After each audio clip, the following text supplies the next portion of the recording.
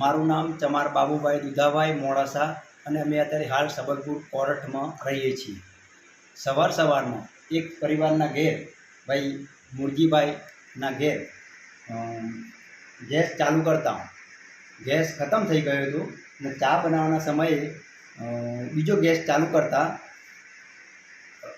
ગેસના અંદર જે સિલિન્ડરના અંદર જે રિંગ હોવી જોઈએ એ રિંગ હતી નહીં અને ગેસ બાષ્પીભવન થતો હતો। તો ભાઈને સવારમાં બેદરકારીના કારણે થોડું અને વાસ્તવમાં તો ગંભીરતા એમની જ કહેવાય કે ગેસવાળાની જ કે એના અંદર રિંગ નહોતી તો ગેસ ફેલાયો। ગેસ ફેલાવાના કારણે આ ભાઈને ખબર પડી નહીં અને જલ્દીથી રિમોટ કંટ્રોલથી ગેસ ચાલુ કર્યો।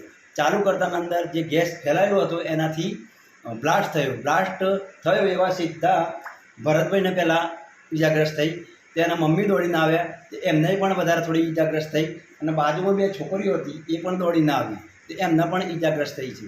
તેમને નજીકના અમારા સાર્વજનિક હોસ્પિટલમાં 4 જણને અહીં લાયા પછી 2 જણને થોડી ગંભીર હાલતમાં છે તે એમને અમદાવાદ સિવિલ હોસ્પિટલમાં ખસેડવામાં આવ્યા છે। અત્યારે હાલ 2 બેબીઓ અહીંયા સાર્વજનિક હોસ્પિટલમાં દાખલ છે।